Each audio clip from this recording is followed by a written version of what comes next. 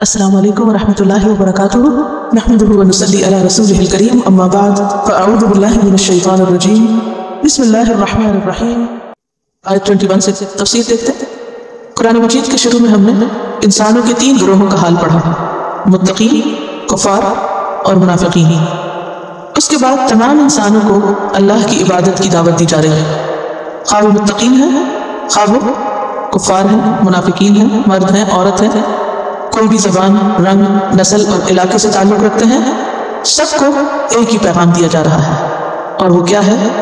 توحید کا پیغام، اللہ کی عبادت کا پیغام، اور خطاب عام ہے۔ یا ایھا الناس، اے لوگو، اے تمام انسانوں، اعبدوا ربکم، اپنے رب کی عبادت کرو۔ اور یہ پیغام صرف نبی صلی اللہ علیہ وسلم ہی نے نہیں، ہر نبی نے آ کر اپنی قوم کو سنایا ہے۔ جتنے بھی لوگ دنیا میں آئے ان سب کو اللہ نے بنایا ہی اپنی عبادت کے لیے۔ سورۃ الذاریات آیت 56 میں اللہ سبحانہ وتعالیٰ فرماتے ہیں وَمَا خَلَقْتُ الْجِنَّ وَالْإِنسَ إِلَّا لِيَعْبُدُونِ، میں نے جنوں اور انسانوں کو نہیں بنایا مگر اس لیے کہ وہ میری عبادت کریں۔ تو یہ ان کی زندگی کا مقصد ہے، دس از پرپز آف لائف۔ اے لوگوں، اپنے رب کی عبادت کرو۔ اور عبادت کا کیا معنی ہے؟ اس کے سامنے جھک جاؤ، اسی کو اپنا مطلوب بناؤ، اسی کو اپنا مقصود بناؤ، اسی کی غلامی اختیار کرو، اسی کے بندے بن جاؤ، اسی کی بات مانو، سب سے زیادہ اسی سے محبت کرو، سب سے زیادہ تمہارے دل میں اسی کا خوف ہو، سب سے زیادہ تمہارے دل میں اسی کی عزت اور اہمیت ہو۔ کیا معنی ہے عبادت کا؟ اسی کی اطاعت، اسی سے محبت، اسی سے خوف، اسی کی عزت سب سے زیادہ، وہی مطلوب، وہی مقصود، وہی محبوب۔ 3 لفظ یاد رکھیں گے، وہی مطلوب، وہی مقصود، وہی محبوب۔ مطلوب کیا ہے؟ اسی کی طلب ہو اور جستجو ہو ہمیں زندگی کی۔ مقصود کا کیا معنی ہے؟ کہ ہر چیز اسی کی خاطر ہے، وہی ہمارا مقصد و مطلب۔ اور محبوب اسی سے سب سے بڑھ کر ہماری چاہت ہے، سب سے زیادہ ہمارے دل میں اس کا مقام ہو، اور یہ اس کا حق ہے۔ اے لوگوں، اپنے رب کی عبادت کرو، وہ جس نے تم کو بنایا، جو تمہارا مالک ہے، جو تمہیں رزق دے رہا ہے۔ اور کیوں کرو؟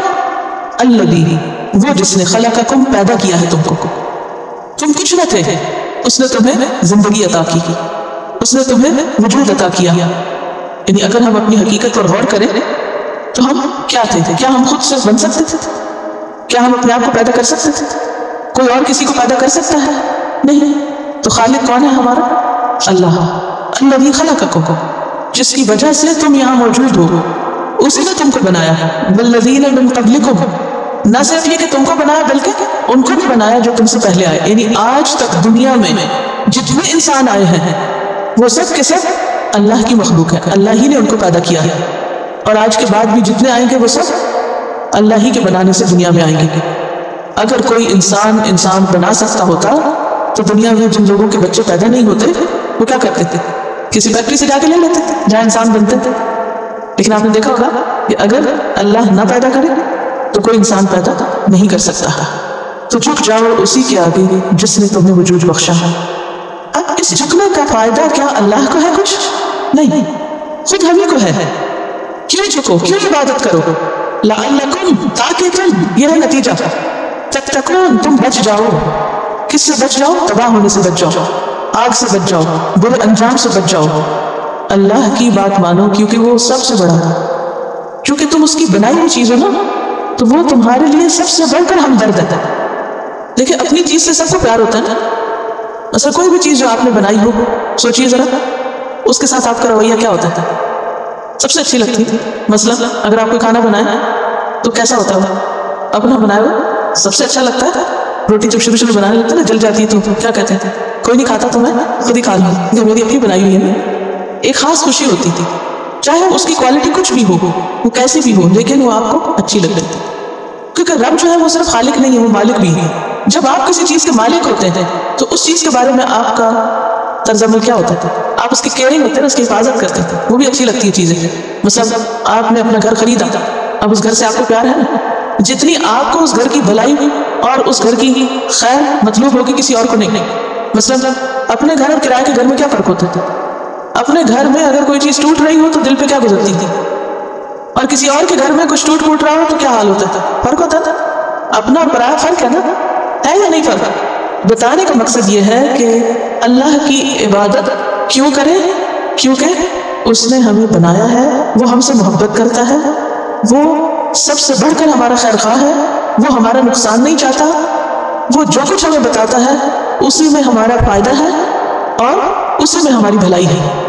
وہ ہمارے لیے سب سے بڑھ کر محبت کرنے والا ہے، رحمان ہے، رحیم ہے، رازق ہے، سب ضروریات پوری کرنے والا ہے، لہٰذا ہمیں اسی کی بات ماننی چاہیے۔ اس سے بڑھ کر ہمارا کوئی بھی خیر خواہ نہیں، اس کی بات میں ہمارے لیے کوئی نقصان نہیں ہے۔ اب اس بات کو ایک مثال سے سمجھیں، مثلا ماں بناتی نہیں اپنے بچے کو لیکن پیدا کرتی تھی۔ اب ماں اپنے بچے کے لیے کیا چاہتی تھی؟ بھلائی چاہتی تھی۔ اب وہ جو بھلائی چاہتی ہے اس میں وہ اسے گرمی سے بچاتی ہے، سردی سے بچاتی ہے، آگ سے بچاتی ہے، ایسی چیزوں سے بچاتی ہے جو بچے کے لیے نقصان دہ ہیں۔ تو اس میں آپ دیکھیں کہ ماں اپنے بچے کو وہ پلاتی ہے، وہ کھلاتی ہے جس میں اس کا فائدہ ہوتا ہے، وہ کام کہتی ہے، اور بعض اوقات صرف لاڈ پیار نہیں کرتی، کچھ کام بھی کرواتی ہے۔ اور جو مائیں زیادہ محبت کرتی ہیں وہ زیادہ مشقت میں ڈالتی ہے اپنے بچوں کو، کیوں؟ تاکہ ان کے لیے اگلی زندگی آسان ہو، جب یہ بڑے ہو تو اپنے آپ کو سنبھال سکیں۔ ماں کی جو سختی ہے، ماں کی جو ڈانٹ ہے، یا ماں کی جو نظر ہے، ہر چیز کے اندر ایک خیر خواہی ہے۔ تو اللہ نے تو ہمیں بنایا ہے، الذی خلقکم، لہٰذا وہ ہمارے لیے 70 ماؤں سے بڑھ کے پیار کرنے والا ہے۔ جو بھی ہمیں حکم دے گا، خواہ وہ اس میں کڑک ہے یا گرج ہے، یا اس میں روشنی ہے، آسانی ہے یا مشکل ہے، اس میں سب ہمارا فائدہ ہی فائدہ ہے، بھلا ہی بھلا ہے۔ تو اس لیے فائدہ بتایا جا رہا ہے عبادت کا، لعلکم تتقون، تاکہ تم بچ جاؤ برے انجام سے، نقصان سے، ہلاکت سے، مصیبت سے، آخرت کی تکلیف سے۔ اور دنیا میں کیا فائدہ ہوگا؟ کہ تمہیں تقوی نصیب ہوگا۔ تو یہاں تقوی کے دونوں معنی کریں گے، ایک ہے بچ جاؤ اور دوسرا ہے متقی ہو جاؤ۔ کیونکہ جب انسان کو تقوی حاصل ہوتا ہے تو اس کے اندر سکون آ جاتا ہے، ایک اطمینان نصیب ہوتا ہے اس کو، ایک خوشی ہوتی ہے اس کے دل کے اندر، اور پھر انسان کو اللہ کی محبت نصیب ہوتی ہے۔ قرآن پاک میں اللہ تعالیٰ فرماتے ہیں سورۃ البقرہ میں، وَاعْلَمُوا أَنَّ اللَّهَ مَعَ الْمُتَّقِينَ، جان لو اللہ تقوی والوں کے ساتھ ہے۔ تم اللہ کی عبادت کرو گے، کیا بن جاؤ گے؟ متقی۔ جو متقی بن جاؤ گے تو کیا ملے گا؟ اللہ کی محبت ملے گی، اللہ کی مدد ملے گی۔ ایک اور جگہ پر آتا ہے کہ جنت بھی متقین کے لیے ہے، جنت ملے گی۔ ایک اور جگہ پر آتا ہے مَن يَتَّقِ اللَّهَ يَجْعَلْ لَهُ مَخْرَجًا، جو اللہ سے کرتا ہے اللہ اس کے لیے ہر مشکل سے نکلنے کا راہ پیدا کر دیتا ہے۔ يَجْعَلْ لَهُ مَخْرَج، اس کے لیے مخرج بنا دیتا ہے، اس کے لیے کوئی نہ کوئی رستہ نکال دیتا ہے۔ اب دیکھیں کہ زندگی میں کتنی مشکلات ہم پر ایسی آتی ہیں کہ جب ہمیں سمجھ نہیں آتی کہ ہم کدھر کو جائیں، کیا کریں، کیا فیصلہ کریں، کس طرف نکلیں۔ بعض اوقات ایسا لگتا ہے سارے دروازے بند ہیں، ہوتی ہے نا مشکلات، سب کچھ نہ کچھ مشکل ایکسپیرینس کرتے ہیں۔ بعض لوگ ایسی پرابلم میں آتے ہیں، وہ کہتے ہیں اولاد نافرمان ہے، شوہر بد اخلاق ہے، رزق کا کوئی سامان نہیں، گھر کوئی نہیں، بیمار ہے، فلاں ہے، لگتا ہے سارا کچھ بلاک ہو۔ اچھا پھر وہ اسے کہتے ہیں ہم پہ کسی نے جادو کرتے ہیں۔ یہ شیطان ہمارا دماغ کسی اور طرف لے جاتا ہے کہ جادو ہے، فلاں نے روک دیا، فلاں نے بندش کر دی، معلوم نہیں کیا ہو گیا۔ نہیں، یہ زندگی کے امتحان ہیں، ان سے کامیاب ہونے کے لیے تقوی چاہیے۔ جو اللہ کا تقوی اختیار کرے گا اللہ اس کے لیے مشکلات سے نکلنے کا راستہ بنا دے گا۔ جب کبھی کوئی پرابلم زندگی میں پیش آئے، مت سوچے اس نے نظر لگا دی، اس نے حسد کر دیا، اس نے جادو کر دیا، اور کسی اور نے معلوم نہیں کوئی بندش کر دی۔ یہ سب شر اگرچہ موجود ہے، لیکن ان چیزوں کی طرف جانے کی بجائے فوراً اپنے اندر سوچیں میں نے کیا غلطی کی۔ قرآن مجید میں آتا ہے تمہیں جو بھی تکلیف پہنچی تمہارے اپنے نفس کی طرف سے پہنچی، باہر نہیں دیکھیے، اندر دیکھیے یہاں کیا غلطی تھی، اور اس غلطی سے نکلنے کا راستہ سوچیے کہ وہ غلط کام میں چھوڑوں جو میں کر رہی ہوں۔ اور وہ غلط کام انسان صرف اللہ کے ڈر سے چھوڑ سکتا ہے۔ اور کئی ایک ریسرچ سے یہ بات پتہ چلتی ہے کہ انسان کے لیے سب سے بڑا موٹیویشنل فیکٹر خوف ہے، یعنی جب انسان ڈرتا ہے کسی چیز سے تب بچتا ہے، تب کچھ کرتا ہے۔ ڈر انسان سے بہت کچھ کرا لیتا ہے۔ اب موت کا ڈر ہوتا ہے تو انسان ایسی چیز کھانا چھوڑ دیتا ہے جس کا انجام موت ہو سکتا ہے، پسندیدہ ترین چیزوں کا پرہیز شروع کر دیتا ہے کہ نہیں یہ کھایا تو مر جاؤں گا۔ تو تقوی جو ہے وہ انسان کے لیے بے شمار فائدوں کا سبب ہے۔ تقوی کس سے پیدا ہوتا ہے؟ عبادت سے۔ اے لوگوں اپنے رب کی عبادت کرو تاکہ تمہارے اندر تقوی پیدا ہو۔ تو تقوی اور عبادت لازم و ملزوم ہے۔ عبادت کرو گے تقوی ہوگا، تقوی آئے گا تو عبادت کو دل چاہے گا، مشکلات دور ہوگی اور پھر الٹیمیٹلی انجام بخیر ہوگا۔ اب عبادت کیسے کرو؟ یہ نہیں منمانے طریقوں سے عبادت کرو، عبادت کرو سے مراد یہاں کیا ہے؟ اس طریقے پر اللہ کی اطاعت کرو، اللہ کی بات مانو جو طریقہ اس کو پسند ہے. ٹھیک ہے؟ اپنی مرضی کے طریقوں پر نہیں بلکہ اللہ کے بتائے ہوئے طریقے کے مطابق زندگی بسر کرو تاکہ تم مشکلات سے بچ سکو. پھر مزید دلائل دیے گئے کیوں اللہ کی عبادت کرو، کیوں اپنے رب کی عبادت کرو. اس لیے کہ الذی جعل لکم الارض فراشا، وہی تو ہے جس نے تمہارے لیے زمین کو بستر بنا دیا، بچھونا بنا دیا، آرام دہ جگہ بنا دی. اگرچہ انسان کی تخلیق بھی کیا ہے؟ ایک مشکل کام ہے، لیکن اس سے بڑا کام ایک اور بھی ہے جیسے قرآن مجید میں سورۃ النازعات 27-28 میں آتا ہے اَأَنْتُمْ أَشَدُّ خَلْقًا أَمِ السَّمَاءُ بَنَاهَا رَفَعَ سَمْكَهَا فَسَوَّاهَا وَأَغْطَشَ لَيْلَهَا وَأَخْرَجَ ضُحَاهَا. کیا تمہیں پیدا کرنا زیادہ مشکل کام ہے یا آسمان کو؟ اسے اس نے بنایا. ہم تو آسمان کو ہاتھ نہیں لگا سکتے، بنانا تو دور کی بات ہے، پہنچ نہیں سکتے وہاں تک، تو اس کو بنانا تو امپاسبل ہے. اور یہ سب جانتے ہیں کہ اللہ کے سوا کوئی نہیں بنا سکتا اس آسمان کو، تو پھر عبادت کسی اور کی کیوں؟ الذی جعل لکم الارض فراشا والسماء بناء. پھر اسی طرح ایک اور جگہ پر آتا ہے لخلق السماوات والارض اکبر من خلق الناس. آسمان اور زمین کی تخلیق زیادہ بڑی چیز ہے لوگوں کی تخلیق سے، انسانوں کی تخلیق سے. تو الذی جعل لکم الارض فراشا والسماء بناء، وہ جس نے تمہارے لیے زمین کو فرش بنا دیا اور آسمان کو چھت بنا دیا. ایک اور آیت میں آتا ہے الم نجعل الارض مہادا، کیا ہم نے زمین کو مہاد نہیں بنا دیا، ایک جھولے کی طرح نہیں بنا دیا، ایک انگورا نہیں بنا دیا کہ جو تمہیں لے کے چل بھی رہی ہے اور تم آرام سے سوئے ہوئے اس میں سب کام کر رہے ہیں. اور آسمان کو ایک پروٹیکشن کی چیز، کیونکہ چھت انسان کو کیا فیلنگ دیتی؟ پروٹیکشن. اگر آپ تھوڑی دیر کے لیے سوچیے کہ آسمان کا نیلا رنگ نظر نہ آئے اور صرف اوپر آسمان پہ گیس سی اور غبار سے نظر آئے تو کیسا دل گھبراتا ہے. کبھی ایسا ہوتا ہے نا، دھند چھائی بھی ہوتی تھی. اگر آپ صبح اٹھیں، کھڑکی کھولیں اور باہر آسمان نظر نہ آئے، دھند نظر آئے تو کیا فیلنگ ہوتی تھی؟ گھبراہٹ سے شروع ہو جاتے ہیں.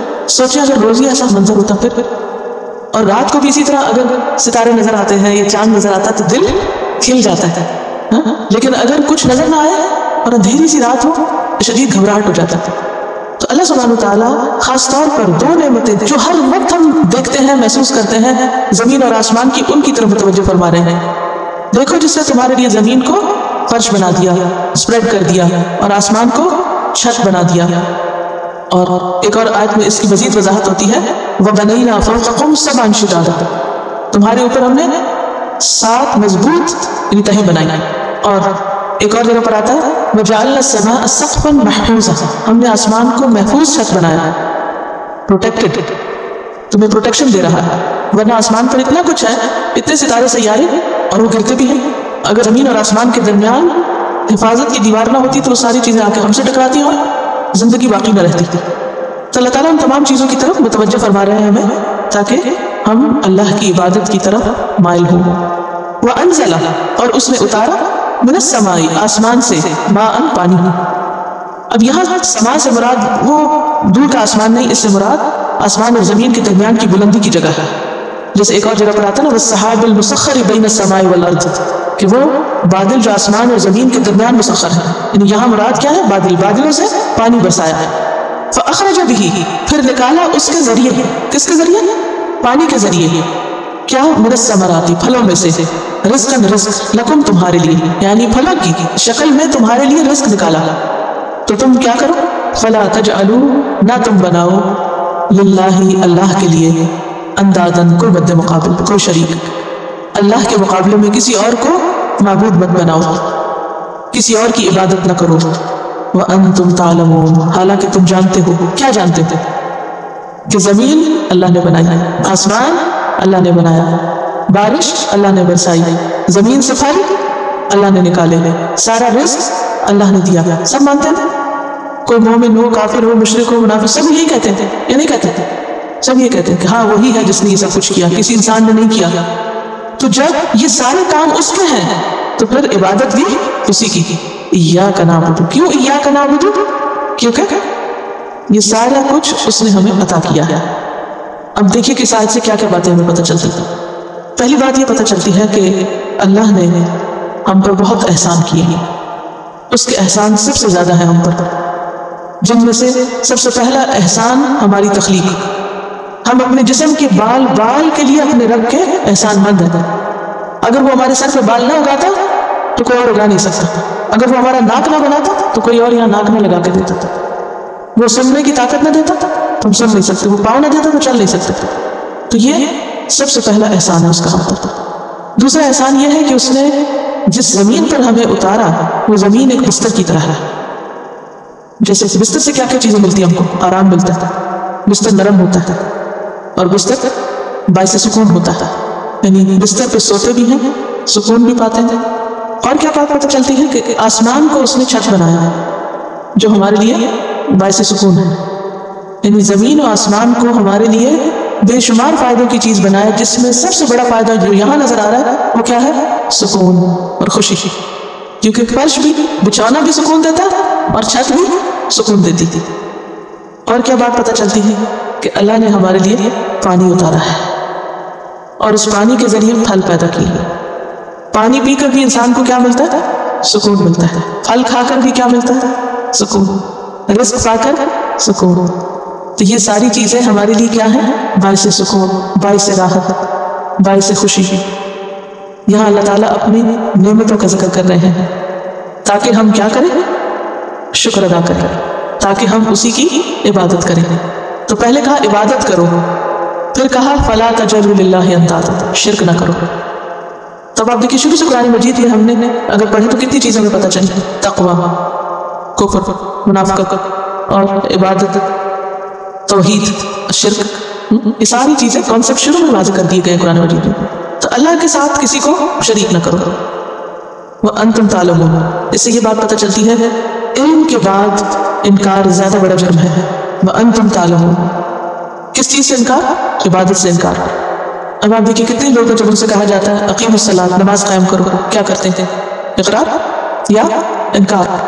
اسی رب کا کھاتے ہیں، اسی رب کی زمین پہ چلتے پھرتے ہیں، اسی رب کے دیے ہوئے سکون سے سوتے ہیں، اسی رب کی بات نہیں مانتے تھے. ایک دن نہیں، 2 دن نہیں، ساری زندگی اس کی عبادت کا انکار کرتے رہتے تھے. تو ایسا کرنا انتہا درجے کی ناشکری ہے، بے وفائی ہے. سب کچھ دیا اس نے اور ہم بن کے غیروں کے. اور یہ حقیقت ہے کہ جب انسان اللہ کا نہیں بنتا تو پھر شیطان کا بن جاتا ہے، نفس کا بندہ بن جاتا ہے. لکھ لیجیے جملہ، جو بندہ اللہ کا بندہ نہیں ہوتا پھر وہ نفس اور شیطان کا بندہ بن جاتا ہے. نفس اور شیطان، یہ ہمارا نفس ہوتا ہے، ہم اپنے دل کے غلام بن جاتے تھے، خواہشات کے غلام بن جاتے تھے. ہم نعمتوں کو اپنا حق سمجھنے لگتے ہیں، فار گرانٹیڈ لیتے ہیں. سو بٹ اگر ہے تو ہے، احسان بھول جاتے ہیں. امام ابن القیم نے ایک شعر کہا ہے، ہربوا من الرق الذی خلقوا له وبلوا برق النفس والشیطان. لوگ اللہ کی غلامی سے بھاگے گی، اللہ کے بندے نہیں بننا چاہتے تو وہ نفس اور شیطان کی بندگی کی آزمائش میں پڑ گئے. پھر ان کا نفس اور جگت چاہتا ہے لے جاتا ہے، پھر اس نفس کی خواہشیں پوری کرنے کے لیے مارے مارے پھرتے ہیں، تھکتے ہیں، تھکاتے ہیں، لیکن کہیں چین نہیں پاتے تھے. اب دیکھیے کہ اللہ کا بندہ بننے میں نتیجہ کیا نکلتا ہے کہ انسان کے اندر سکون آتا ہے، انسان کو اللہ کی مدد حاصل ہوتی ہے، تقویٰ ملتا ہے نا. اللہ کی عبادت کا نتیجہ کیا ہے؟ تقویٰ. اور تقویٰ کا فائدہ کیا ہے؟ اللہ کی مدد اور جنت. اور جب انسان اس سے انکار کرتا ہے تو کس میں آ جاتا ہے؟ شیطان کے ہاتھوں، نفس کے ہاتھوں کھلونا بن جاتا ہے. جب آپ اپنے دل کی ہر بات مانے چلے جائیں تو نتیجہ کیا نکلتا ہے؟ دل کا اطمینان، سکون، خوشی نہیں، پریشانی، غم، دکھ، گھبراہٹ، ڈپریشن. تو اصل خوشی اللہ کی عبادت میں ہے، اللہ کا غلام بننے میں ہے. دنیا مطلوب، مقصود، محبوب نہیں ہونی چاہیے، صرف رب ہی مطلوب، مقصود اور محبوب ہونا چاہیے. یہی عبادت کا مطلب ہے. اللہ کی عبادت کے بعد اب کلمہ کا دوسرا حصہ محمد رسول اللہ کی بات ہے. پہلا حصہ کیا تھا؟ لا الہ الا اللہ. اور یہ دوسرا حصہ کیا ہے؟ محمد رسول اللہ. اور محمد رسول اللہ پر گواہی کس چیز کی ہے؟ کتاب کی. وَإِن كُنتُمْ، اور اگر ہو تم، فی ریب، کسی شک میں، مما، اس چیز کی طرف سے، نزلنا، جو نازل کی ہم نے. کون سی چیز نازل کی اللہ نے؟ قرآن مجید. اگر تمہیں اس بات میں کوئی شک ہے کہ یہ کتاب ہم نے اتاری ہے، علی عبدنا، اپنے بندے پر. اب چونکہ پیچھے عبادت کی بات ہوئی نا، تو اس لیے یہاں محمد کہنے کی بجائے کیا کہا گیا؟ عبد کہا گیا. ورنہ سورۃ محمد میں آتا ہے وَآمَنُوا بِمَا نُزِّلَ عَلَى مُحَمَّدٍ، وہ ایمان لائے جو محمد صلی اللہ علیہ وسلم پر اتارا گیا. تو یہاں پر محمد لفظ کی بجائے کیا کہا گیا؟ عبد کیوں کہا گیا؟ کیونکہ پچھلی آیت میں عبادت کی بات ہوتی. تو سب سے بہترین عبادت کس نے کی؟ محمد صلی اللہ علیہ وسلم نے. کیسی تھی آپ کی عبادت؟ نمازیں کیسی تھی؟ رات کا ایک بڑا حصہ نماز میں گزارتے تھے, پاؤں سوج جاتے تھے. آپ سے کہا گیا کہ اللہ نے آپ کے اگلے پچھلے سارے گناہ معاف کر دیے, پھر کیوں آپ اپنے آپ کو اتنا تھکاتے تھے؟ تو آپ کا جواب کیا ہوتا تھا؟ افلا اکون عبدا شکورا, کیا میں اللہ کا شکر گزار بندہ نہ بن جاؤں؟ اتنی نعمتیں اس نے مجھے دی ہیں, میں شکر نہ ادا کروں؟ ہماری عبادت کس لیے ہوتی تھی؟ مزید کچھ لینے کے لیے. اور محمد صلی اللہ علیہ وسلم کی عبادت کس لیے تھی؟ شکر گزاری کے طور پر. یہی عبادت ہے. تو یہاں ان کو عبد کہا گیا ہے. اور عبادت کا وہی طریقہ پسندیدہ طریقہ ہے جو محمد صلی اللہ علیہ وسلم کا طریقہ ہے. اگر کوئی عبادت آپ کے طریقے سے ہٹی ہوئی ہے, مثلا کوئی یہ کہے کہ میں عبادت کا ایک نیا طریقہ نکالتا ہوں, تو وہ طریقہ قابل قبول نہیں. کیوں؟ کیونکہ وہ اللہ کے بتائے ہوئے طریقے کے مطابق نہیں ہے. اللہ کا بتایا ہوا طریقہ کس کے طریقے سے ہمیں پتہ چلتا؟ محمد صلی اللہ علیہ وسلم نے.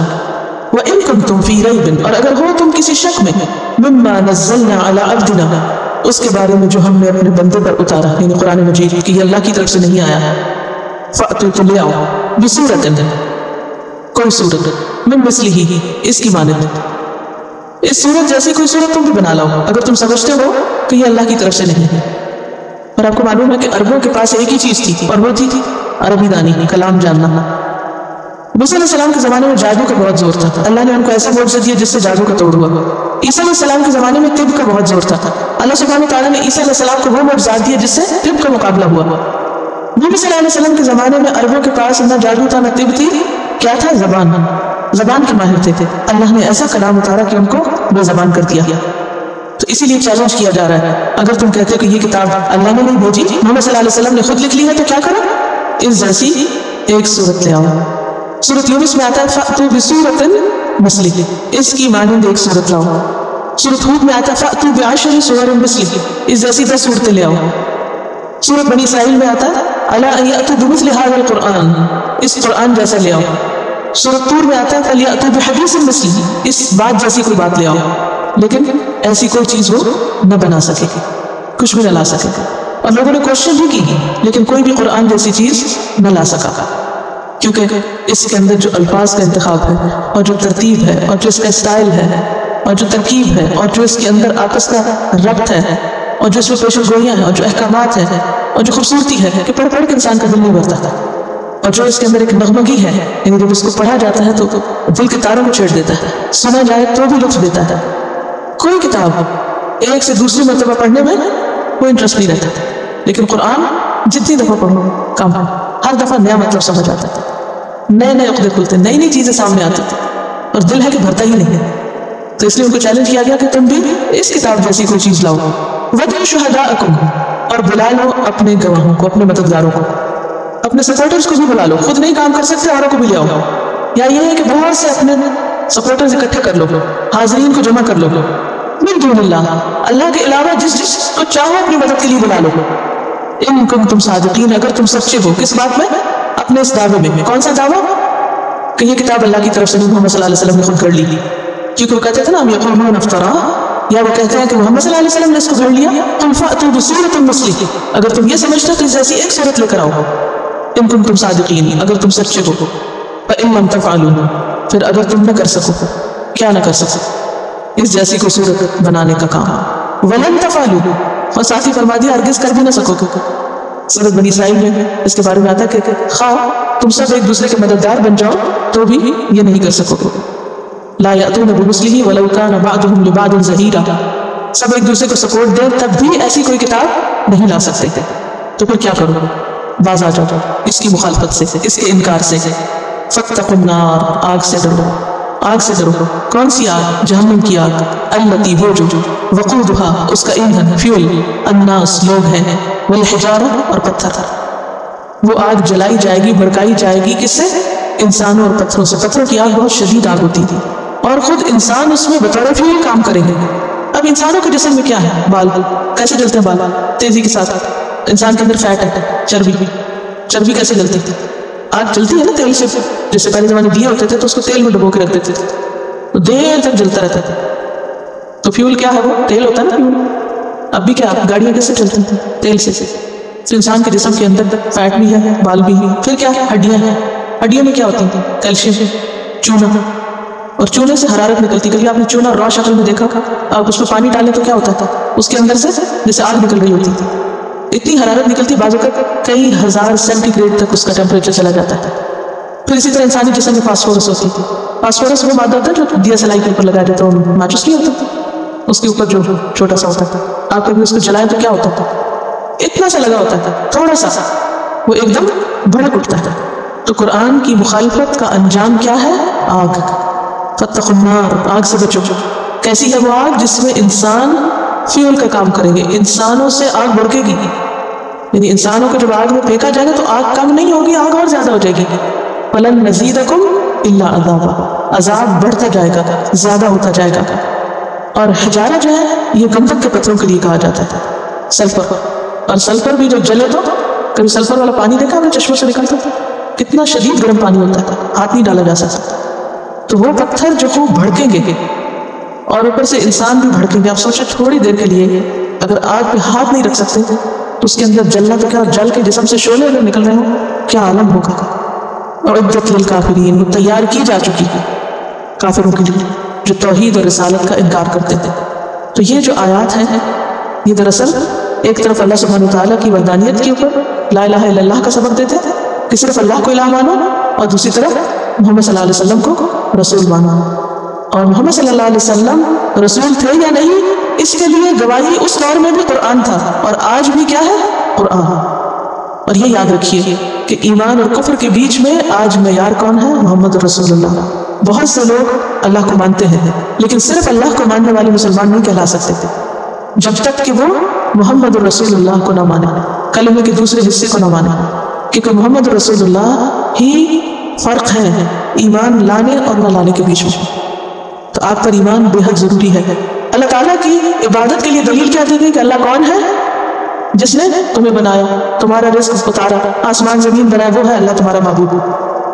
اب دوسری طرف محمد رسول اللہ کے رسول ہونے کی دلیل کیا ہے؟ قرآن. سورۃ یاسین کے شروع میں آتا ہے یاسین والقرآن الحکیم انک لمن المرسلین. قسم ہے قرآن حکیم کی، آپ رسولوں میں سے ہیں. اور قسم گواہی کے لیے ہوتی ہے. قرآن گواہ ہے، حکمت والا قرآن ہے کہ آپ دراصل بھیجے ہوئے ہیں، اللہ نے آپ کو بھیجا ہے. کیونکہ قرآن جیسی کوئی کتاب 1400 سال سے کوئی اور لا ہی نہیں سکا، کوئی ایسی چیز لکھ ہی نہیں سکا. اور کس دور میں اتری آپ سوچیے، نہ وہ پریس کا دور تھا نہ وہ لکھنے والوں کا. اور عرب کے مکہ کے شہر میں تو پڑھے لکھے لوگ ویسے ہی نہ ہونے کے برابر تھے، ان کو پڑھنے لکھنے سے کوئی دلچسپی نہیں تھی، آج بھی نہیں ہے زیادہ جی. تو اس دور میں بھی ان کے اور بہت سی خوبیاں تھیں لیکن پڑھے لکھے لوگ کم تھے. ایسے میں ایک کتاب اتاری گئی جس کی حفاظت کا اللہ نے ذمہ لیا. اسے کس پہ لکھا گیا؟ کھجور کی چھال پہ، پتوں پہ، ہڈیوں پہ، چمڑے پہ، ٹکڑوں پہ، مختلف چیزوں کے ٹکڑوں کے اوپر. اور نبی صلی اللہ علیہ وسلم کے زمانے میں وہ ایک جلد میں بھی نہیں محفوظ ہوا تھا، بکھری ہوئی تھی مختلف چیزوں میں. حضرت ابوبکر صدیق رضی اللہ تعالیٰ نے اس کو جمع کیا تھا اور پھر سارا ایک جگہ پر لکھوایا. اور پھر حضرت عثمان کے دور میں اس کی آفیشیل کاپیز بنی اور مختلف علاقوں میں گئی تھی. اور پھر آج ہمارے پاس رنگا رنگ شکلوں میں چھپا ہوا موجود ہے. اور اس سے 1400 سال سے کوئی چینج نہیں آیا ہے، ایک لفظ بھی نہ اس کا نکلا ہے اور نہ ہی اس میں کوئی داخل ہوا ہے. یہ قرآن گواہ ہے، اوریجنل سورس، کہ جس پر یہ آیا، جس نے یہ پیش کیا وہ سچا رسول ہے. کیونکہ عبادت ہو نہیں سکتی جب تک کہ ہم اللہ کے لیے خالص نہ ہو اور جب تک کہ طریقہ محمد صلی اللہ علیہ وسلم کا بتایا ہوا نہ ہو. تو اس لیے ساتھ ہی رسالت کو ثابت کیا گیا ہے. وبشر، اور خوشخبری دے دے کس کو؟ الذین، ان لوگوں کو، آمنوا جو ایمان لایا، وعملوا الصالحات، اور انہوں نے نیک عمل بھی کیے. تو نیک عمل کون سے نیک عمل ہے؟ جس میں نمبر 1 نیت اچھی ہے اور نمبر 2 سنت کے مطابق. اس کے لیے ہمیں اخلاص چاہیے اور علم چاہیے. کیا چاہیے؟ اخلاص اور علم عمل صالح کے لیے. کیونکہ جب تک علم نہ ہو انسان عمل نہیں کر سکتا. امام بخاری نے اپنی کتاب میں ایک باب باندھا ہے، العلم قبل القول والعمل. بات اور کام سے پہلے علم ضروری ہے. آپ کوئی بات کریں وہ صحیح ہے یا نہیں تو اس کے لیے کیا معیار ہے؟ علم ہونا چاہیے نا آپ کو. جو آپ کسی کو کچھ بتا رہے ہیں اگر آپ کے پاس علم ہی نہیں تو ہو سکتا آپ غلط بتا رہے ہیں. جو منہ سے جو بات نکالیں گے وہ کب عبادت بنے گی؟ جب وہ علم کے ساتھ کہی جائے. جیسے نماز ہم کیسے صحیح کر سکتے ہیں جب تک ہمیں علم ہی نہ ہو. پاکیزگی حاصل نہیں کر سکتے جب تک ہمیں علم نہ ہو. روزہ رکھا نہیں جا سکتا جب تک کہ علم نہ ہو کہ روزہ کس کو کہتا ہے. حج کرنا ہے آپ کو کر نہیں سکتے جب تک کہ آپ کے پاس علم نہ ہو. عمل صالح کے لیے کیا شرط ہے؟ اخلاص اور علم. علم کس کا؟ سنت کا. اور اخلاص کس کے لیے؟ اللہ کے لیے. جب عمل درست ہوتے ہیں ان لہم، بے شک ان کے لیے. کن کے لیے؟ ایمان لا کے نیک کام کرنے والوں کے لیے. جنات باغ ہیں، ایک نہیں کئی باغ ہیں. آج کسی کا ایک چھوٹا سا گارڈن ہو اور وہ چند پھول لگا لے تو پھولا نہیں سماتا تھا، اور وہ آتی ہے برف تو سب کچھ وہیں دب جاتا ہے. لیکن اللہ کے ہاں ایک نہیں کئی باغ ہیں. باغ کے لیے بھی محنت کرنی پڑتی ہے. دنیا میں بھی گارڈن کو وقت چاہیے ہوتا ہے. جو لوگ نہیں وقت دیتے ان کا پھر حال دیکھنے والا اس میں کیا کچھ چکا ہوتا ہے نا. فرق ہے نہیں. تو اسی طرح آخرت کی جنت پانے کے لیے کہاں کام کرنا ہے؟ آج دنیا میں کام کرنا ہے، دنیا میں محنت کرنا ہے. تجری من تحتها الانہار، اور اس باغ میں چشمے بھی جاری ہیں، نہریں بھی چلتی ہیں. اور نہریں جس طرح باغ میں وہاں صرف پتے نہیں ہوگے، پھل بھی ہوں گے، اسی طرح نہروں میں صرف پانی نہیں ہوگا، دودھ اور شراب بھی ہوگی. یعنی وہ صرف دیکھنے کے لیے خوبصورت چیز نہیں. دنیا کے بہت سے باغ تو صرف آپ دور سے دیکھ کے بس خوش ہوتے رہیے، نہ اس میں کچھ کھانے کی چیز ہے نہ پینے کی. اکثر تو ایسے باغ ہوتے ہیں، لیکن وہاں کے باغ اس میں کھانا بھی ہے، پینا بھی ہے، باغ بھی ہے، نہریں بھی ہیں. شراب وہاں کی جو ہے آگے قرآن پاک میں وضاحت آئے گی کہ وہ کیسی ہوگی، اس کی ڈسکرپشن آتی ہے. ٹھیک ہے، یعنی خمر کا لفظ آتا ہے. شراب عصیر جوس کے لیے بھی آتا ہے، لیکن یہاں خمر کا لفظ آتا ہے. انہار من خمر، اور خمر عربی میں شرابی کے لیے آتا ہے، جو ڈرنک ہے. کلما، جب کبھی، رزقوا، وہ رزق دیے جائیں گے، منہا، اس میں سے، من ثمرۃ، پھلوں میں سے، رزقاً، اہتمام کے ساتھ جو رزق دیا جاتا ہے. یعنی ان باغوں میں پھل ہوں گے، وہ ان کو دیے جائیں گے کھانے کو. قالوا، تو ایک دم ان کا ریاکشن کیا ہوگا؟ ھذا الذی رزقنا من قبل، یہ تو ہم نے پہلے بھی کھائے تھے. لیکن وہ صرف ظاہری مشابہت ہوگی. وَأُتُوا بِهِ مُتَشَابِهًا، کیسے ظاہری مشابہت؟ کیونکہ شکل، رنگ اور اس کا سائز یا اس کا ٹچ وہ ایسا لگے گا کہ جیسے وہی ہے جو پہلے بھی تھا، لیکن جب وہ کھائیں گے تو ان کا ٹیسٹ مختلف ہوگا. وَلَهُمْ، اور ان کے لیے، فِيهَا، اس جنت میں، أَزْوَاجٌ مُطَهَّرَةٌ، پاکیزہ بیویاں ہوگی، پاکیزہ جوڑے ہوں گے. اور عورتوں کے لیے شوہر اور شوہروں کے لیے بیویاں. اور یہاں خاص طور پر ان کی جو خوبی بیان کی گئی ہے وہ ہے مطہر، پاکیزہ، صاف ستھرے، اندر سے بھی باہر سے بھی. کوئی نفرت نہیں، حسد نہیں، بغض نہیں، کسی کے خلاف کوئی دل میں میل نہیں، خوشی ہی خوشی. وَهُمْ فِيهَا خَالِدُونَ، اور سب سے بڑی بات یہ کہ وہ ہمیشہ وہاں رہیں گے، وہاں سے نکلنا ہی نہ چاہیں گے. لَا يَبْغُونَ عَنْهَا حِوَلًا، ایک منٹ کے لیے بھی ادھر ادھر نہیں ہونا چاہیں گے، اسی جنت میں رہنا چاہیں گے. اور خالدون میں آپ دیکھیے کہ حدیث میں آتا ہے جنت اور جہنم میں جانے کے بعد ایک فرشتہ اعلان کرے گا، اے جہنمیوں اب موت نہیں آنے کی، اور اے جنتیوں اب موت نہیں آنے کی. جو فریق جس حال میں ہے ہمیشہ رہے گا. اور ایک اور روایت میں آتا ہے کہ اگر اہل جنت خوشی سے مر سکتے تو مر جاتے یہ خبر سن کے. یعنی کہ آخری درجہ کیا ہوتا ہے کسی زبردست خبر کا کہ انسان ختم ہو جائے، شوق. اور اہل جہنم غم سے مر جاتے، لیکن وہاں موت کسی کے لیے بھی نہیں ہے، موت کو ذبح کر دیا جائے گا، ختم. اب ہمیشہ ہمیشہ کی زندگی شروع ہو گئی. اور یہ ہے وہ جگہ جہاں کے لیے اللہ نے اپنے بندوں کو پیدا کیا ہے، کہ زمین بنائی، انسان کو پیدا کیا، اپنی پہچان کرائی، پیغمبر بھیجے، یاد دہانی کرائی، عبادت کا حکم دیا، طریقے بتائے. اب کیا چاہا یہ کر کے آؤ میرے پاس. اور پھر یہ ہے وہ جگہ جو اللہ تعالیٰ کی تخلیق کا ماسٹر پیس ہے. یعنی باقی بھی تخلیق بڑی پیاری ہے، آسمان زمین بھی اسی نے بنایا، لیکن جو سب سے خوبصورت چیز ہے وہ کیا ہے؟ جنت ہے. اور وہ کس کے لیے ہے؟ اپنے ان بندوں کے لیے جو اپنی چوائس کے ساتھ، اپنی خوشی کے ساتھ اپنے آپ کو اللہ کے آگے جھکا دیتے ہیں، سب سے زیادہ اس سے محبت کرتے ہیں، سب سے زیادہ اسی سے ڈرتے ہیں، سب سے زیادہ اسی کی رسپیکٹ کرتے ہیں، اور سب سے زیادہ اسی کو اپنا مطلوب، مقصود اور محبوب بناتے ہیں. دنیا کی ہر چیز، خواہ وہ مال اور اولاد ہو، خواہ وہ گھر بار ہو، بزنس ہو، کچھ بھی ہو، وہ سب سیکنڈری ہے. اور سب سے ٹاپ پر ان کے لیے ان کا رب ہے. یہی دراصل عبادت ہے، اور اس کا انجام اور جزا خوشخبری ہے اس جنت کی شکل میں. اور یہ آخری ٹھکانہ ہے، اور یہی وہ چیز ہے جس کے لیے سب کو اسٹرگل کرنی چاہیے. اس کے مقابلے میں باقی چیزیں کل من علیہا فان، ہر چیز فنا ہونے والی ہے، ختم ہونے والی ہے، کچھ بھی نہیں بچے گا. جس چیز کو ہم سمیٹ کے جمع کر کے رکھتے ہیں سب چلا جائے گا. اللہ کے سوا کوئی چیز ایسی نہیں کہ جو ہمیشہ کے لیے. انسان اللہ کے سوا جس چیز سے بھی دل لگاتا ہے، جس چیز سے بھی محبت کرتا ہے، وہ سب انسان کو دکھ دیتے تھے، وہ سب ناقص ہیں، وہ انسان کو اطمینان نہیں دے سکتے. اب دیکھیں دنیا میں آپ ایک چیز کے لیے جیتے ہیں، مرتے ہیں، تڑپتے ہیں، یہ مل جائے. اچھا جب وہ چیز مل جاتی ہے پھر کیا ہوتا ہے؟ بتائیے اگلا اسٹیپ. اب آپ کہتے ہیں اس میں یہ خرابی ہے، اس میں وہ خرابی ہے، اس میں یہ ہے، اس میں وہ. دنیا میں کوئی چیز ایسی ہے نہیں، نہ کوئی زمین کا ٹکڑا، نہ کوئی ملک، نہ علاقہ، نہ انسان، نہ مال و دولت کے ڈھیر، کوئی چیز ایسی نہیں کہ جو انسان کو خوشی دے سکے. کسی چیز کو مطلوب نہ بنائیں، بس میں ضرورت ہے، مطلوب نہیں ہے، مقصود نہ بنائیں، پرپز آف لائف نہ بنائیں۔ پرپز آف لائف کیا ہے؟ جو ان آیات میں دیا گیا ہے، یا ایھا الناس اعبدوا ربکم، رب کی عبادت ہے پرپز آف لائف، اللہ نے اس لیے ہمیں بنایا ہے۔ اور منزل کیا ہے؟ جنت ہے، اور جنت کی قیمت کیا ہے؟ عمل، ایمان کے ساتھ کانسٹنٹ اسٹرگل، محنت۔ جیسے کوئی باغ لگانے کے لیے آپ کو محنت چاہیے، جنت کے لیے بھی کوشش چاہیے۔ بار بار جنت، باغ باغ باغ کا لفظ آتا ہے، اور باغ کا لفظ سنتے ہی کوشش یاد کیا کیجیے، کیونکہ باغ لگتا نہیں محنت کے بغیر۔ ہم سب سے محنت مطلوب ہے، اللہ تعالیٰ ہمیں اس کی توفیق عطا فرمائے۔ وآخر دعوانا ان الحمد للہ رب العالمین۔ سبحانک اللہم وبحمدک، نشہد ان لا الہ الا انت، نستغفرک ونتوب الیک۔ السلام علیکم ورحمۃ اللہ وبرکاتہ۔